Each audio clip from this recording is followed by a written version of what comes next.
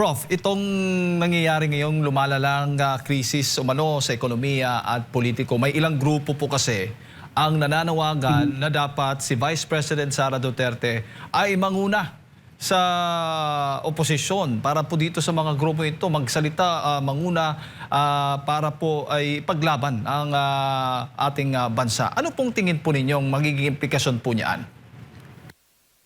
Well, to be honest, in this very dark and tumultuous times, we really need somebody to take the charge and take the lead.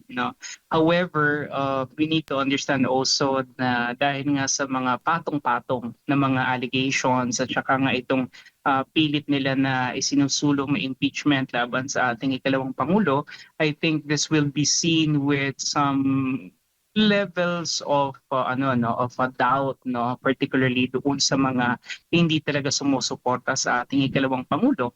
They might be thinking that this is just another ploy on the part of the vice president to save herself from the impeachment and to actually gain political traction heading into the 2028 election. So alam naman natin yung mga binabanggit lagi ng mga moralista na kaaway mga kalaban sa ating ikalawang pangulo, it's always the same tune, even if alam na nga nila na lumulubog tayo sa kumunoy sa pamumuno ng ating Pangulong Bongbong Marcos, pero they will choose that any time of the day kesa mapasailalim or sumuporta sa ating ikalawang pangulo. Kaya nga ito lagi kong sinasabi that what we're seeing right now is really more of a selective outrage, selective accountability, selective justice. It's not something na talagang gusto nating gawin dahil ayaw natin sa corruption, kundi ginagawa ng marami sa atin, ng ilan nating kababayan dahil nga sa ayaw lamang nila sa mga Duterte. So it's as simple as that. So I think yun yung magiging problema dito if ever. And I don't think it's in the character right now of the Vice President, although she, I believe, would want to do that. Hindi niya ito gagawin because I think she knows what will be the political implications of this, lalo nga ngayon na magsisimula na yung impeachment trial niya. Opo, at may tuturing hubad ding destabilization plot yan kung hinihikayat mo ang isang pangalawang pangulo. Kasi marami po sa mga pro-Duterte, yung mga talagang kritiko ng administrasyon ngayon na gustong si VP Sara ang mamuno sa isang malawak na oposisyon para isulong yung pagbabago ng ating pamahalaan, Prof. Well, even if she doesn't take the charge or take the lead in this movement as they are trying to create at the moment, I think the impression and the image that she already has for herself is already clear. That she is the only lone opposition. Okay, I mean, pagbalik-balik rin man natin ng mundo, hindi natin po pwedeng sabihin na si Risa Ontiveros ay opposition. Hindi natin po pwedeng sabihin na mga Dilawan, ang mga Pinklawan ay opposition. Hindi natin po pwedeng sabihin na yung Makabayan Bloc ay opposition. Why? Because they cannot even call out the president. They cannot even call out the president and his allies. They cannot even mention yung flood control scandal, iniiwasan nila to, because alam nila na kapag binanggit nila to, ito ay tahasang pagkilala doon sa usapin na kung saan may kinalaman talaga ang ating Pangulo. So sino pa ba talaga ang opposition na matatawag? Di yung nagsasabi at nagsisiwalat ng katiwalian at ng talagang humihingi ng hustisya para sa mas nakararami nating kababayan. And I think that's none other than the Vice President. And if you try to look at it, bago pa naman talaga nagsimula itong pag-ugong ng flood control na to, maalala natin, pinabanggit lagi ni President BBM na siya yung nagsiwalat nito. Pero we need to understand, as early as 2023, binabanggit na to ng ating ikalawang Pangulo. At sinabi na niya na ang pera ng bayan ay nandito lamang kay Martin Romualdez at saka kay Zaldico. Sino ba yung amo ni Zaldico at saka ni Martin Romualdez? Maliban, walang iba kundi si BBM. It's as simple as that. So the only opposition right now that I'm seeing is the Vice President. And even if she doesn't take the charge or take the lead in this case, I think it's very clear what she stands for. And I think that is what the public understand and needs to understand at the moment. Siguro ang gustong mangyari po ng ilang grupo ay lumabas po yung mga tao, makiisa sa mga protesta laban sa administrasyon. Pero ang nangyayari kasi, hindi po ganoon katindi, hindi po ganoon kalawak. Prof, kung hindi ako nagkakamali. Ano bang dating po para sa inyo? Well, actually kasi no, the problem is this, no, if this incidents actually happen na ang vice president is not a presidential frontrunner, I think itong mga civil society groups, religious groups, itong mga leftist, communist blocs na to, at saka yung mga pinklawan, the progressives, yung mga dilawan na to, I think they will be all up in arms against the president. Indicative of what happened during the time of Gloria Macapagal Arroyo. Kung maalala natin, talagang sila, they were very vocal against the administration of Gloria Macapagal Arroyo during that time. And if you try to look at it, yung mga panahon ni Gloria Arroyo, we're only talking about millions, di ba? Right now, we're talking about billions and even trillions of peso. No? Pero bakit hindi sila ganon ka-vocal right now about the flood control? It's as simple as this, no? Because the front runner, the presidential front runner, happened to be Duterte. Nung panahon ni Gloria Macapagal Arroyo kasi si Vice President Noling de Castro never had any intent to run for the presidency, so he was not a moving target. No? Pero ngayon kasi is the VP who is really running and she is topping the pre-poll charts habang ito namang si BBM patuloy na sumasadsad, no? So this is already a clear indication na kung sino man yung mamanokin at i-endorso ng ating pangulo will definitely be a kiss of death, ano? Definitely mahihirapan siyang manalo, no? So the only way by which they could turn things to their favor is by trying to really target the front runner, and this is none other than VP Sara Duterte. No? So yun yung kaya yung nakikita natin ngayon, kahit sabihin natin na may mga tao na gusto na talagang labanan itong corruption na to, nahihirapan sila no? Kasi nga taliwas ito doon sa kanilang political principles, taliwas sa kanilang political agenda, taliwas doon sa kanilang political motivations, no? And yun nga, dito natin makikita na parang mas namamayani yung kanilang political motivations or political reasons kesa doon sa kanilang nationalistic aspirations. Na kahit meron tayong malakihan na pagdarambong na ginagawa sa atin, pero suportahan pa rin natin si BBM kasi kesa suportahan natin si President Duterte, no, si Vice President Duterte na front runner na hindi natin maisusulong yung political agenda natin. It's as simple as that, no? Kaya nga maliwanag dito, no, na dapat naiintindihan ng ating mga kababayan na kaya nila paulit-ulit binabanatan si VP Sara Duterte is simply because she is most likely going to win in 2028, no?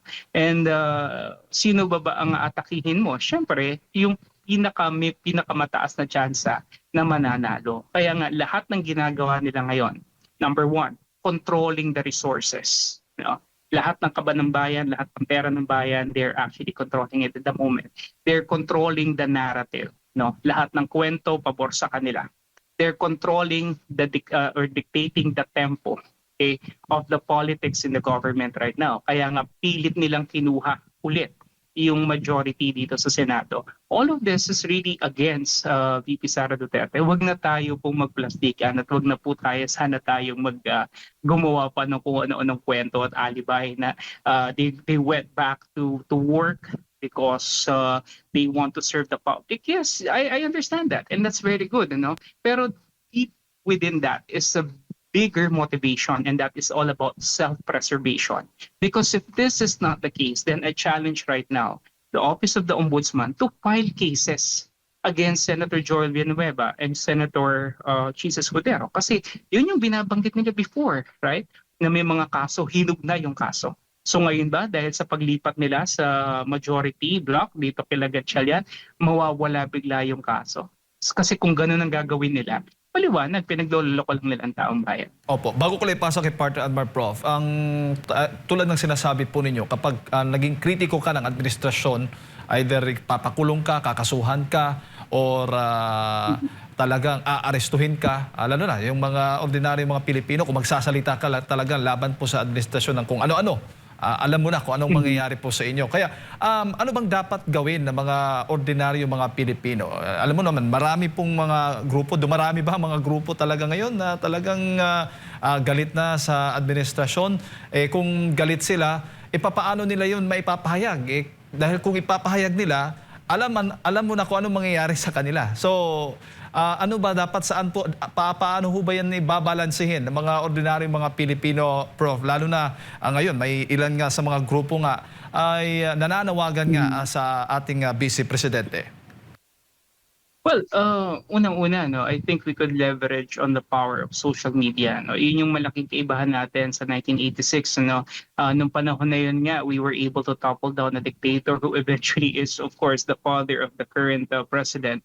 Pero nagawa natin yun during that time. But right now, we have technology in our fingertips. We have artificial intelligence. We have social media. I mean, you could use this, no, to leverage on whatever it is that we want to say and whatever insight we want to give. No, if you actually look, and I really don't understand, no, and I don't even know if these politicians are even looking at the comments, kahit sa Facebook lang nila, no, sa mismong mga pages nila.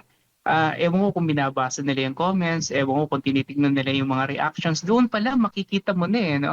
Magpo-post sila ng isang kahit simpleng Happy Father's Day greetings lang, pero makikita mo na yung mga laugh emojis sobrang dami. Makikita mo yung mga comments hindi talaga magaganda. I mean, that's where you get the unadulterated, non-artificial sentiment of the public. Diba? Dito mo palang malalaman na talagang ayaw na sa kanila ng mga tao, ng totoong taong bayan, diba? Kaya nga, yun, they know this. Okay? The truth is they know this. That's why they are trying to do everything they could in their power so that they could turn things around, no? They're trying to see kung paano nila mako-convert yung mga sabihin na nating soft line supporters ng ating ikalawang pangulo o yung mga umaayaw talaga sa kanila para sumapi doon sa kanilang hanay at ipaglaban yung kanilang pinaglalaban kahit baluktot to at wala sa katwiran, no? So yun yung para sa akin, we need to really be very vigilant about this, ano. Yung sinasabi ni Irwin Tulfo na move on na tayo sa flood control, I don't know what kind of logic is behind that statement, no? When you say move on na tayo sa flood control, how could you move on something na hindi naman na-resolve? How could you move on something na hindi naman talaga nabigyan ng hustisya in the first place? Are you trying to tell us to move on? Is it because he is part of it? His name has been dragged into it? Is that the reason? Kasi kung ganun, you're just dispelling this, you're just dispelling the allegations, but without coming up with a concrete manifestation of your sabihin nating nung kawalan mo ng guilt or kawalan mo ng involvement. Diba? Kumbaga binabrush aside mo lang siya pero hindi nagkakaroon ng conclusion. So we cannot, kumbaga sa isang relationship, diba? Hindi tayo pwede magkaroon ng closure kung hindi natin naintindihan ang punot dulo. Diba? Bakit tayo nagkahiwalay? Diba? So ganun din, paano tayo mag-move on kung hindi natin naintindihan ano ba talaga ang nangyari dito sa pera ng taong bayan? And then you're telling us to move on to other issues when in fact this is a very big issue that deserves public explanation. So these things, no, kinakailangan yung vigilance natin. Hindi tayo po pwedeng mawala ng gana, hindi tayo pwedeng panghinaan because yun ang gusto nila. Okay, yun ang gusto nitong mga dark forces na to, no, na mawala na tayo ng gana para patuloy nilang magagawa yung kanilang mga pinagagagawa sa ating lipunan, sa ating kabanambayan at patuloy silang magpapasasa dito, no, kapag wala ng interes ang taong bayan, no. Yes, I understand nakakapagod. Yes, I understand nakakadismaya. No, pero pwede tayong magpahinga siguro pansamantala pero after that laban ulit because this fight is not just for ourselves, no, not just for our family but for the future generations of Filipinos, no. Pero if you're going to allow these people, no, lalong-lalo na itong mga moralista na akala mo matitino, akala mo magagandang magsalita sa harap ng publiko pero sa likod nito may mga tinatagong malalaking baho talaga, yun po yung nakakalungkot na kung sila yung magpapatakbo ng ating bayan. Prof, magandang umaga. Si Admar po ito. Inilabas kamakailan ang survey sa huling bahagi ng Marso ng SWS at ito overall performance ng kabuuan ng Marcos administration na tila same sagrado po na ibinigay ng taong bayan kay Marcos Jr. No? Kung ikukumpara noong November 2025 plus 14 siya, ang overall performance ng Marcos admin ngayon ay negative 13. Ano po masasabi niyo po rito? Well, actually, medyo mataas pa nga yung negative 13, ano? I expect it to hit rock bottom even more, no? Why? The public is not blind. No? Unang-una, kung iniisip ng mga nasa kapangyarihan ngayon, ano, lalong-lalo na nito nila Pantelo Lacson, Tito Soto, or Gatchalian, Erwin Tulfo, na napapaikot nila yung taong bayan because of this. The numbers do not reflect. The numbers clearly show that they are already disfavoring the president. No? Kasi nga, itong numero na to, makikita natin, when Gloria Macapagal in 2010 went out, no, I think she got negative 45.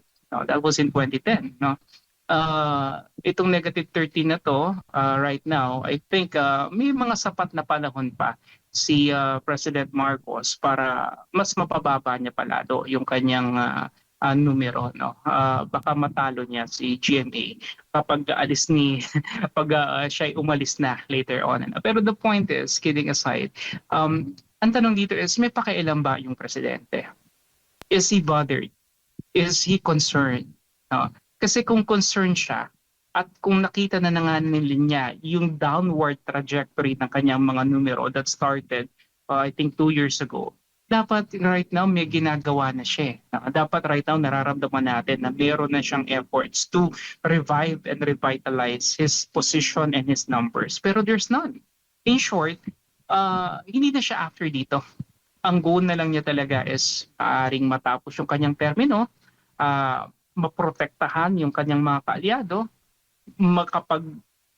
makapagnakaw pa ng mas malaking pera, no, para masigurado nila yung kanilang political and yung kanilang self-survival later on. And syempre at the expense of the poor marginalized Filipinos, no. So yun, kasi kung talagang may pakialam siya rito, he will feel mararamdaman natin, tsaka he may be issuing statements, no, na he will be telling us that rest assured that he's going to do everything he could, no, to win back the trust and the confidence of the public. But without those things, he's just brushing it aside. Ibig sabihin, it doesn't concern him at all. Opo, and kapansin-pansin din dito na ang may mga negative no na satisfaction rating na ginagawa ng gobyerno ay yung pag-eradicate sa graft and corruption, negative 10, ensuring oil companies do not take advantage of oil prices, negative 12, at ang pinaka negative talaga sa net satisfaction is yung paglaban sa inflation po. Kumbaga hindi nagtutugma yung ginagawa ngayon ng gobyerno, or baka sasabihin na naman ng Malacanang, yung mga tinanong kasi baka hindi naabutan ng tulong mula sa gobyerno, Prof. Ang problema kasi with this government, they tend to think that the public and what the public only demands and what the public only needs is ayuda. No, na para bang wala na tayong ibang kayang gawin or maisip sa gobyerno maliban sa pagbibigay ng band-aid solutions. No, yes, I know that many of our countrymen are actually looking for this ayuda as a short-term relief. No, pero as a long-term structural and sustainable mechanism for livelihood support, no, hindi talaga po ito sasapat.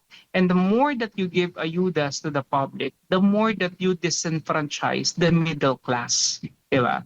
Kasi hindi po pwede na ang pera ay ibibigay mo lamang doon sa mga nasa laylayan. No? Pero itong pera na to ay nagagaling naman sa mga middle class, no? Technically speaking, from the taxes that they're paying. So, kumbaga para bang you're pleasing the poorest of the poor, but you're already disenfranchising and isolating naman the middle class, which constitutes also a big number, a big percentage, not only of voters, no, but of of people who actually are more involved in the political sphere, no? So yun yung problema dito, no? Ang akin kinakailangan talaga, and I've been working on this for a long time, no? When you're in the government, you have the resources, you have the tools, you have the manpower, you have the people to create meaningful and tangible outcomes, supposedly, no? Kaso hindi yun yung ginagawa nila kasi mas maganda para sa kanila yung pagbibigay ng ayuda. Siguro tamad na mag-isip, tamad ng mag-execute, no? Eto pera na lang. And then mas malaki kasi yung leverage na nakukuha nila ron eh. Imagine kung halimbawa nga meron kang 500 pesos na nanggaling sa taxpayer na middle class. Yung 500 na yan, kinuha mo sa kanya, pero yung 500 na yan, ibibigay mo tig-100 sa 5 mahihirap nating kababayan as ayuda. So you gain 5 more votes kahit nawalan ka ng isang boto dun sa middle class. No? But the point is, hindi yun yung tamang panuntunan at hindi yun yung tamang proseso. No? So nakikita natin na talaga yung mga kababayan natin, nandun yung kamulatan eh. Kasi kung talagang may supporters pa na natitira to si DPM, siguro kahit paano naman magre-resonate yan sa kanyang numero. No? Pero kung trajectory mo talagang pababa, consistently going up, it means that talagang there's a great level of dissatisfaction. And siguro isama na rin natin dito, hindi lamang yung issue ng corruption. Isama na rin dito natin talaga yung governance mismo. No? Yung governance kasi, hindi mo yan po pwedeng, i-reconcile doon sa mga tinatawag natin na exogenous variables, kagaya ng oil crisis, di ba? Kasi nakikita ng taong bayan yan na kahit merong krisis, panlabas, kung ikaw talagang may control at talagang you're on top of the situation internally, makikita ng tao yan, especially in crisis situations. So what I mean is that it's in crisis situations like this that creates leaders. No? And unfortunately, we do not have a leader right now. Opo, huli na lang po, Prof. Kapansin-pansin, -15 yung sa pagtugon ng gobyerno sa inflation. Pero may pahayag po yung kritiko ni Vice President Sara Duterte na focus lang tayo sa impeachment trial. Ito daw yung nangunguna na inaantabayanan daw at kailangan na raw matuldukan para daw makabalik sila sa trabaho. Okay. Ito nga po yung talaga nakakatawa. No? Para bang ang buhay ng mga tao ay umiikot na lang sa impeachment. Pero kung titignan nyo, ito, I just want to tell this to our countrymen. Once and for all, pala po talaga tayo magkaroon ng tamang frame or logical reasoning. Diba? Ano po ba ang trabaho ng Vice President? Ano po ba ang ginagawa ng Vice President para bigyan natin ng ganito kalaking atensyon at bigyan natin ng ganito kalaking focus? Diba? Bakit kinakailangan na yung buhay natin ay umikot sa kanya? When in fact, the government has its resources, the government has the people, the government has the money. Kung gusto ng gobyerno na ayusin ang buhay ng mga Pilipino, kaya nila itong gawin. Whether nandyan si Vice President or ma-impeach siya, they can do that. Okay? Pero let's face it, why are you doing and why are you parang pulling down a lot of your energies and a lot of your efforts just to target a vice president that does not do anything? I mean, hindi naman talaga siya kumbaga binibigyan ng oportunidad in the government. Yes, she has her own office, pero she's just a president in waiting, you know? Nag-aantay lang naman siya na kung mababalda, mamamatay halimbawa yung Pangulo, may mangyayari sa kanya, she will be the constitutional successor. But without those incidents, no? Kung wala namang ganon at malakas naman yung ating Pangulo, bakit masyado tayo nakapokus sa kanya? It's for the very simple reason that they perceive her as a threat to their aspirations for 2028. And I'm telling you, it's not only about political aspirations for 2028, it's all about their survival. Okay? Kasi alam nila na kapag si VP Sara ang mananalo sa 2028, lahat itong mga nangyari ngayon, lahat ito mauungkat, lahat ito babalik, at lahat ito ay papanagutin ng magiging panibagong liderato later on. And that is what they are very, very afraid of. Okay? At bakit sila natatakot? 'di ba? Kasi marami talaga silang ginawang mali. 'Di ba? Ang natatakot lang naman talaga yung may mga ginawang hindi tama. Kasi if you're on the side of the truth, you don't have anything to be afraid of. And why will you be afraid of the vice president when in fact she's just a spare tire? 'Di ba? Yun lang yun eh. Pero bakit masyado kayong focus sa impeachment? Ang akin, yes, let's impeach kasi it is a constitutional duty. It's a constitutional mandate. Let's impeach. Why not? Actually, maganda nga masimulan na kaagad para matapos na, mabigyan ng desisyon whether it's conviction or acquittal, at least natapos na yung phase na yon, 'di ba? At baka sakali pagka nagkaroon na ng finality itong kanilang impeachment na to, baka maisipan na nila talagang totoong magtrabaho para sa kapakanan ng ating mga mamamayan.